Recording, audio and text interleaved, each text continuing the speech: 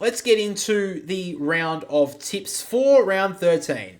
Now, we do have two teams having the bye this week. I don't know why they've separated it like this, but Fremantle and Port Adelaide have the bye. So, my tips for this week are the Crows to beat Richmond on Thursday night. On Friday night, I've picked the Bulldogs to beat Brisbane. Saturday, I've picked Hawthorn to beat GWS. Saturday evening, I've picked the Eagles to beat North Melbourne. Saturday night, I've picked St Kilda to beat the Gold Coast Suns. On Sunday, early game, I've picked Geelong to beat Sydney. And on Sunday night, I've picked the Bombers to beat Carlton. And on the King's birthday clash, I have picked Collingwood to beat the Demons. Now, my brother has also given me his tips too, so let's just quickly roll through them. So my brother's tips this week are the Crows to beat Richmond, the Lions to beat the Western Bulldogs, the Giants to beat Hawthorn, the Eagles to beat North Melbourne, the Saints to beat the Gold Coast Suns, the Swans to beat Geelong, the Blues to beat Essendon, and then he's picked Melbourne to beat Collingwood. So, I'll read through the reasons why I've picked certain players. We've got a lot of different tips this week, me and my brother. So, my brother has picked Brisbane because there's no Norton, no Darcy, and the Dogs have been competitive over the past 4 to 5 games, so they are due for a loss. The Lions are coming off the bye, so should help them with their injury list, and being at Marvel, not being the MCG. I tend to disagree on one front that the Bulldogs are due for a loss. I think that they are playing decent football. I think the likes of getting Ed Richards back this week is going to be massive for them through their midfield. I am very interested to see how their forward line does work with only Ugle Hagen there. I think that they are going to struggle to score Brisbane on that front, and I don't think Brisbane are even playing that well at Marvel the last couple of weeks. They even lost to Hawthorn, which is kind of their bunny team. I still think that the Brisbane Lions are struggling, and we've seen teams come off the bye and not play very well. They're not as match fit. So I think with the Bulldogs in some good form, I think they can bounce. I think they continue their good form that they've got. Just a simple one, Hawthorn against the Giants. I think the Giants again on the bye. I think they're going to come off a bit sluggish. And Hawthorn are in massive form, so I think you can't bet against them. And down in Tasmania as well, I think this is a massive win for Hawthorn. I think they continue their hot form. I don't think there's anything that I can question them about that. And that's where I'm kind of sitting on that front. Now, why have I picked Geelong over Sydney, you may wonder, being a Swans fan? The Swans, in recent years, have been absolutely terrible off the bye. I don't think they've actually won a game off the bye in at least 3 of the last 4 times they've done it. I know that they're not good. I've seen them play. I think Sydney don't come off the bye very well. So that's kind of where I'm leaning to here. I think Geelong, after last week as well, I think that they got back into a little bit of form, a little bit of the way they want to play. And I do think as well that the Geelong tools will make Sydney struggle a little bit, the likes of Cameron and Hawkins. I think that those two are due for a big game. And I think that this is where Geelong can get a big win here. I'm not going to write off Sydney by any means, but I think that Sydney, coming off the bye, will be a little bit sluggish. Maybe the match fitness will be there. I would not be surprised if Sydney go and win this game. This is a roughy pick for me. The next one is Essendon versus Carlton, another different tip. So, my brother has gone with Carlton. He says, with no Langford, it's a bigger loss for the Bombers than they may realise.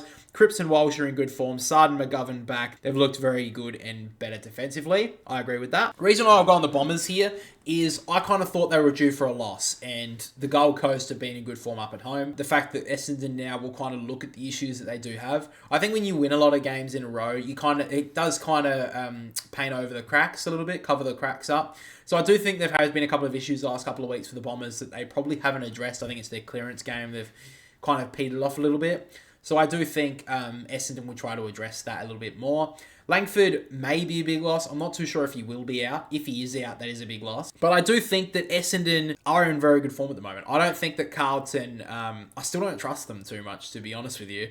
I think that their way they go forward is still not the best. I don't like the way they just bomb long. Against Port Adelaide, they were able to run away with it. But we've seen Port Adelaide lose against top teams before. So I'm not a truster on Carlton just yet. So I actually trust Essendon a bit more. Now, I may grow to regret that. I don't know. As soon as I said it, I felt like a dark feeling in my chest. So I may be having a heart attack, or I may be telling the hard truths here. I don't know. But I do think that Essendon, I trust them a bit more at the moment. And I don't trust how Carlton are going forward. I do think that the likes of Walsh and Cripps are playing well. But I do think that Essendon's midfield has been very good. I think the Caldwell will go to Walsh and try to bring him down. We saw when Sydney did that. They did stop a lot of the game from Carlton. I'll be interested to see how Zach Merritt goes as well. I think Zach Merritt will have a big game for this one. And I do think that Goldstein will come back. He'll be fine. He'll be in the team. And I think that was a big loss against the Gold Coast last week.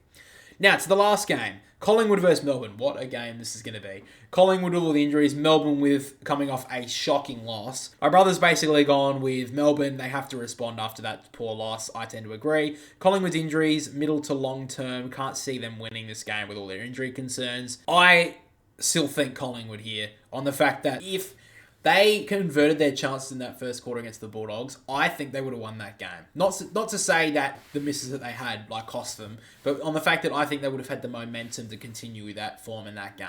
That's what I'm kind of looking at here. I think the Collingwood, at the moment, they'll be fine. I think they have enough there to kick a winning score. I think Ash Johnson gets dropped to the reserves, I'm going to be honest. I'm sorry, Ash, but you had a terrible game on the weekend. And I think they made a wrong decision as well with their sub call. I think they shouldn't have called off John Noble. I think they should have called off Ash Johnson or Jack Bytel. I think they cost them late in the game when they needed some run and carry. I think Craig McRae will realise that. I think they'll fix up what the issues they had last week, Collingwood. I think they'll be fine. I feel like maybe I'm a Collingwood supporter because I continue to keep on picking them and people keep on saying, dude, you're an idiot. Why do you keep on picking Collingwood? I think they're going to win this game. And Melbourne, I think they'll respond a little bit from that performance. There's not much going Melbourne's way at the moment. Like I talked about throughout the podcast with the Melbourne situation, there's not a lot coming back for them this week either.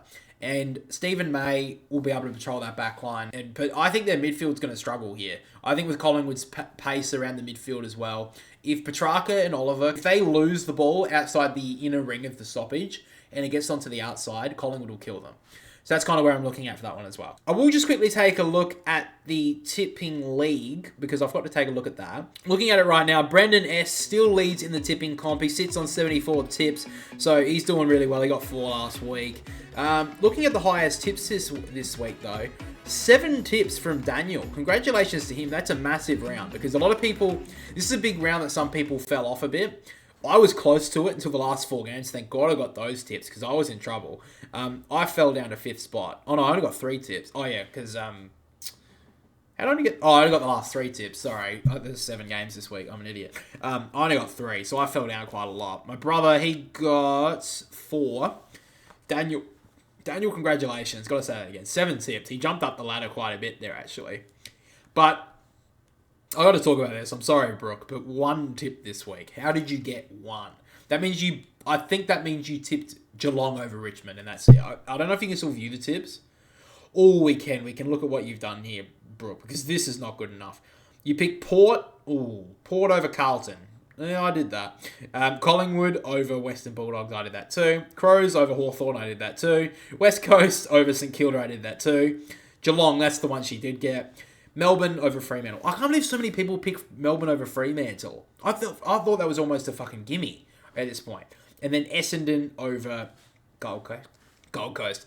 Yeah, I mean, I get on their form, but they're not really. I just thought they were due. So Daniel got a full ladder this week, didn't he? He did. Good job to Daniel. A full week, which is pretty tough because because he got that, he's back in the race. He was down the bottom. I remember Daniel was down the bottom, I think at one point. So he's jumped all the way up into 8th spot. And right now, the tipping league's still pretty tight. Like from bottom to top, it's only 8 tips. And if you do what Daniel did, you could jump yourself all the way up into the top of the ladder by a round. So congratulations to him. But Brendan S. still leads the tipping comp. He's been leading for the majority of the year as well, same like the AFL Fantasy League. So congratulations to him. So those are the 8 games this week, guys. Those are our tips for this week. Of course, let us know down below who you believe will be winning this week if you think my tips are completely wrong or they are completely right. You think I am perfect. Let me know either way down below. Anyway.